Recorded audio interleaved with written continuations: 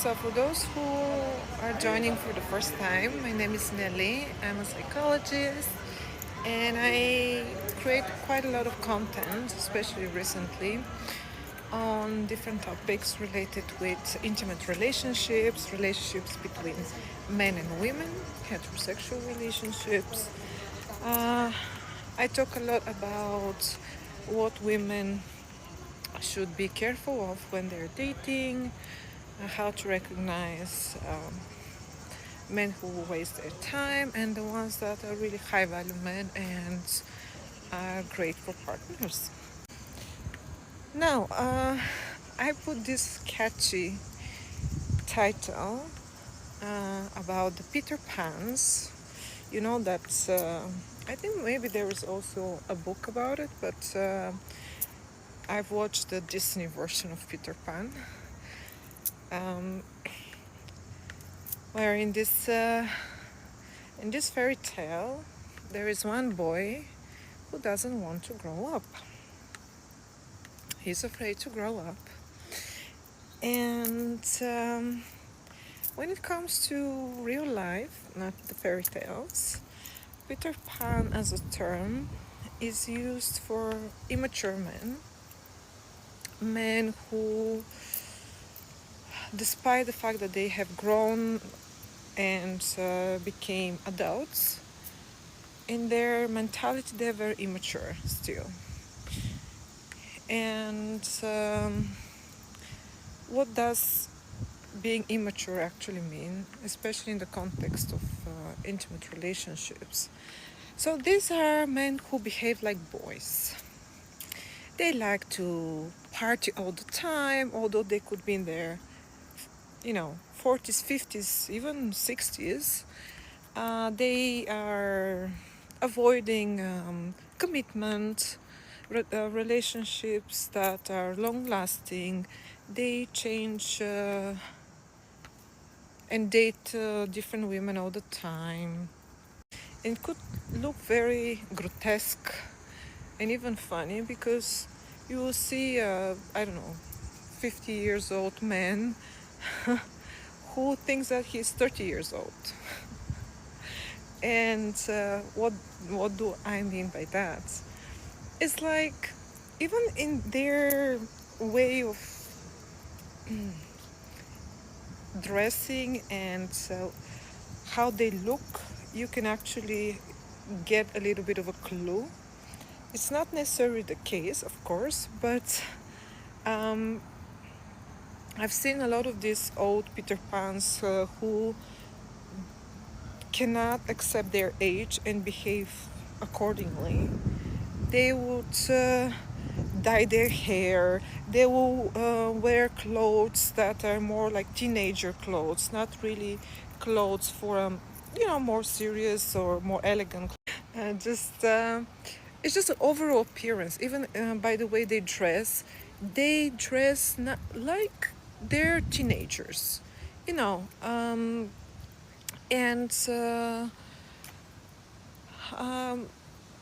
in their minds, that kind of men, they still cannot accept that they're aging and are not anymore 15 or 18 years old, and they continue to behave like teenagers, like little boys. And also, the most and the biggest telling sign or factor is actually how they behave, especially when it comes to relating with other people, especially with women. Then you could see it very clearly, and it's actually very interesting because with other people, like their colleagues, their friends, they may not show very much that immaturity, although you can tell. But with women, it's the whole the whole spectrum of actions and immature behavioral patterns is being demonstrated. So with women, they show that immaturity to full extent, I would say. So how how does this immaturity look like in these old Peter Pans? So first of all, they still think that they got it, so they always target much younger women than them, like 20 years younger or more, if they're in their 60s or even 50s. And here I would like to clarify something, that men who target and date a lot younger ladies does not mean that they are immature. Some of them may be, some of them may not be, because there are men who, okay, they like younger women, but they still behave in a mature way. They just know what they can give in that relationship. It's mutual, perfect, no problem. But with the Peter Pans, they target very much younger women, and still these men think that they're the prize. Meaning, they will not recognize the value of the woman that they're dating, even if she's very attractive, very beautiful, much younger. He still thinks and behaves like he's the prize. Oh, I'm also young. Oh, I'm also attractive, and he can be like, as I say, 20 years older than her, and he just have this mentality that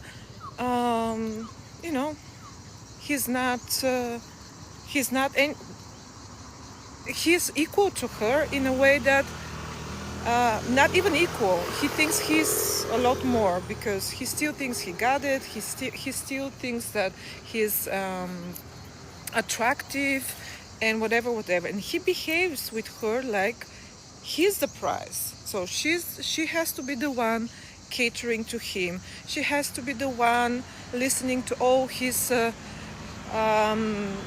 angry outbursts, because that kind of Peter Pans, they tend to have also anger issues and behave like kids. If they're frustrated or if they don't get what they want, they really behave like kids, like little children that the mommy didn't do something that they wanted very much. Yeah, so these Peter Pans, they, as I say, they may drive these very sportive cars and look at the 20 years or even younger girls, and they're in their 60s or something like that,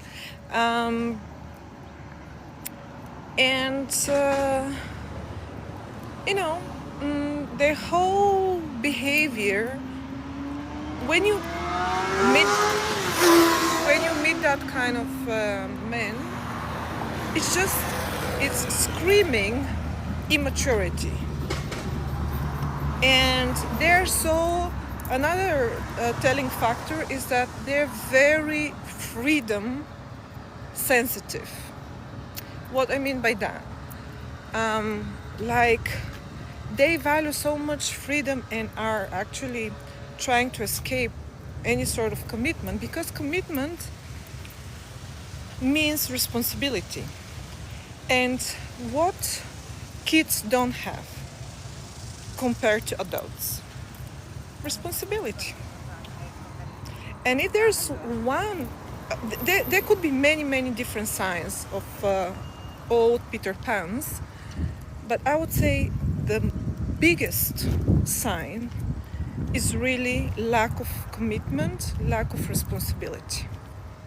If that's one thing that for sure would help you to differentiate and distinguish between a man who is an adult and he's mature and he acts according to his age and all that, and the Peter Pan, is the responsibility. Peter Pans avoid responsibility, avoid commitment, and they equal this as a freedom. oh, if you want commitment, oh, if you want a serious relationship, oh, nowadays it's so much more modern, or you're old-fashioned if you want commitment, or I'm not ready, or I'm in love with somebody else, or I didn't overcome my previous relationships, all sorts of excuses. Or maybe some of them are actually downloads. That's another thing. Download are the men who are actually gay, but they either haven't yet physically transitioned to homosexuals, or they just, in their mentality, they actually don't really like women. They are attracted to men. Either they may admit it or not, but their download is exactly that. Men who still date women, but actually are attracted to men. Especially with some narcissistic men, it's actually a very common trait that a lot of them are hidden homosexuals. And yeah, responsibility, as I said, very big factor. Physical appearance, lesser factor, but still telling factor. Emotional, lack of emotional control. As I gave you the example, they will give you this, how it's called in English, temper tantrums about anything. It's always, they're very emotionally unstable, use a lot of anger when they want to get something out of you, just as a way to control you. Another thing that is common with this immature men, again, similar to what kids do, but for the kids that's normal, for an adult is not. They, as I say, emotionally unstable. They lack responsibility. They don't want to take responsibility and avoid responsibility. Another thing, third thing, in terms of behavior, is that they're very selfish and egocentric. Okay? Like the kids. The kids, what they want, and, they want it. And they think about themselves. But for the kids, that's normal. It's absolutely natural. It's how our psyche is built. But these men got frozen at some age, and they have never overgrown this. So they continue being narcissistic, egocentric, and it's only me, and me.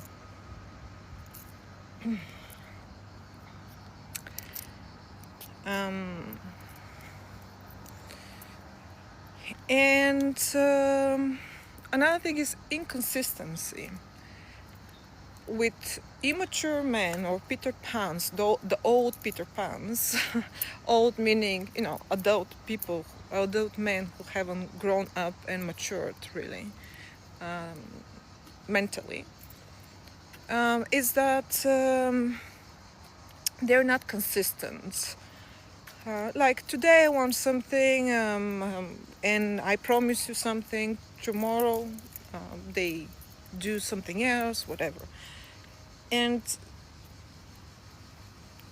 for that kind of man, actually, it's very difficult to be consistent in their behavior, because that also is related somehow with responsibility and, with being very self-aware, standing behind your words, having the man word. And, they don't have that, because in their mind they're still kids or teenagers. And that's why they also have problems in staying in a committed relationship, even if they enter in one, because the trust is very often broken, because these men, if they are not consistent in their behavior, in their promises, in their actions, that creates a lot of trust issues. Yeah, so old Peter Pan's behavior traits and way of look and appearance is actually very specific, and it shows and demonstrates their appearance and their behavior both show lack of maturity and like they got stuck mentally years ago when they were kids or teenagers, and they stayed there mentally. And you could see that in some cases these men could be actually very professionally successful, but they suck in their intimate relationships because, you know, the success in their professional area, in their career also requires a lot of accountability, responsibility, consistency, self-control. So they have this, and they apply all these qualities in their professional in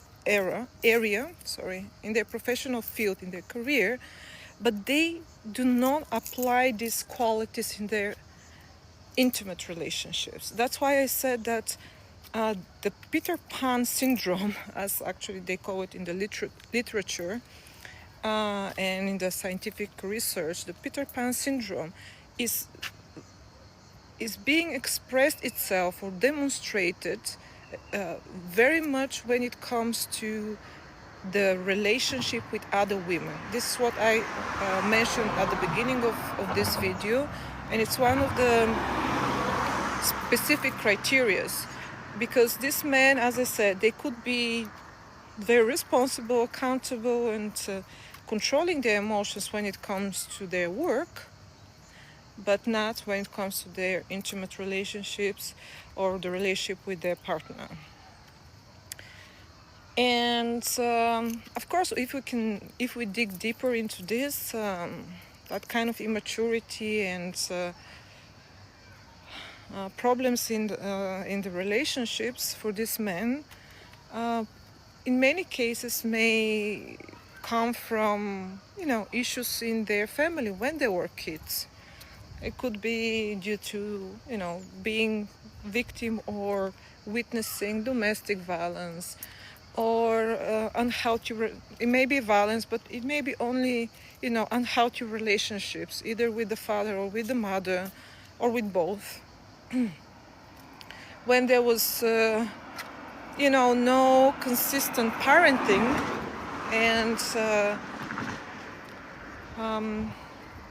the parent, especially the mother, didn't manage for one or another reason to create a secure attachment, to create a feeling of security in with the kid, with her son. And this kind of issues later on may lead to that kind of immaturity and the Peter Pan syndrome for some men. A lot of them have the so-called avoidant attachment style. They're afraid of commitment. They're afraid of it's very unconscious many times. So guys, I'm telling you this, but it's not like they necessarily know that they're avoidant and they have some you know, issues with relating and committing to somebody. People who have insecure attachment style that came from their past, from the relationship they had with their caregivers, basically. If it was insecure, as a defense mechanism, if they don't get consistent love, protection, and security in their home and from their parents, as a defense mechanism, the kids create different type of insecure attachments. Either they close themselves off and show no emotions and actually avoid the parents, not because they don't love the parent, but because the trauma and the pain is so strong, because they are either being as I said, abused or witnessing abuse, or inconsistency in how they're being taken care of. So as a defense mechanism, what the psyche does, it's very unconscious mechanism. They close off emotionally because it's too painful to open up and love and show love to their parent, because there's some repercussions, either violence, either abuse, either punishment, whatever it may be, but there is some trauma going on there.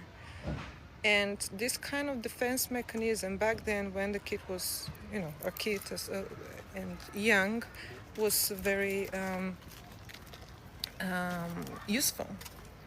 But later on, when these people grow up and become adults, it's no longer useful. It actually prevents them to relate to others in a healthy way. So they kind of need the love, and they cannot get the love because they're afraid that their freedom will be taken away from them, or they will be hurt, or whatever. So that's why it's like a pattern, and it's very unconscious. Many times they don't even know where this is coming from. And it's an issue. It's actually a psychological issue. And maybe to wrap it up, of course, a lot of unhealthy behaviors come from our past and unhealthy relationships that we had in the family with our caregivers, siblings, relatives, etc.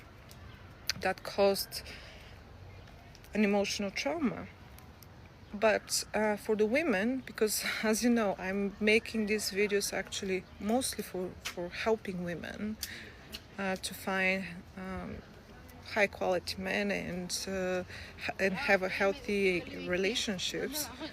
So I would say whatever the root cause of this behavior is, that doesn't actually matter for the relationship itself. If you are the affected person, if as a woman you cannot get the love, the care, the responsibility, and the commitment of an adult, and you're actually dealing with an adult who behaves like a teenager, please just move on. You cannot change that kind of a person. You just waste your time. This is a personal responsibility of the man to, if he thinks that he has a problem and admits that, to go and find a way to solve it. But it's not the woman, and it will never be the woman. And sometimes I am reluctant even to talk about, the deep root causes of abusive behavior, violent narcissistic behavior, because a lot of women fall in the trap of as empathetic, being a lot more empathetic than men, to try to help, to try to put up with his behavior. His childhood problems are his childhood problems. If he wants to resolve them, he must resolve them by himself. That's a personal journey. It's not, somebody else cannot help and solve his problems if he doesn't want that. And a lot of narcissistic men actually use that as an excuse to continue the abuse and their parasitic behavior, and to play the victim and take advantage of women's nurturing, empathetic nature. So no. Whatever his issues were, if you as a woman don't get what you expect from the man, and you feel miserable in that relationship and not valued as a woman, just go away, find something better, somebody better. Life is too short for this. That's my last 2 cents on this topic. I hope you found this live very informative. We'll catch up soon again. Enjoy your weekend, and we'll speak soon again. Bye.